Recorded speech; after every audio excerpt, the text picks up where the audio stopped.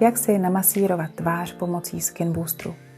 Skin Booster má hlavici ze 24karátového zlata a vibruje, to znamená prokrvuje intenzivně pleť a uvolňuje stres a napětí ze svalu.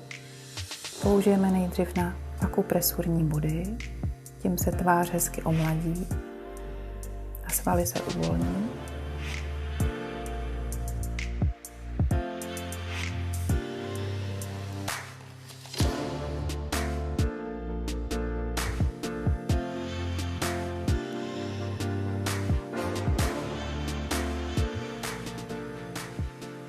Tvář si před masáží namažeme olejem, aby Skin Booster klouzal po pleti. Použijeme docela silný tlak a vytvarujeme si oblast pod očima,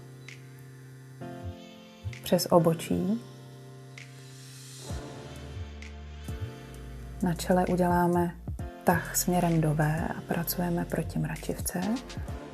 Otočíme Skin Booster a vytvarujeme si lícní kosti a tváře.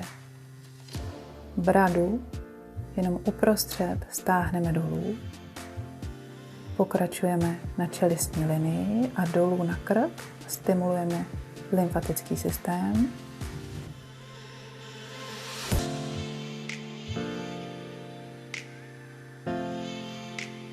Otočíme Skin Booster a namasírujeme i oblast druhé brady. Na závěr trošku prokrvíme rty.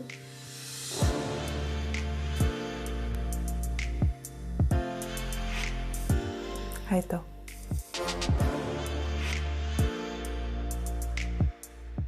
Můžeme použít Skin Booster i na dekolt a dekolt masírujeme směrem do vodotrysku, z prostředku směrem ke klíčním kostem.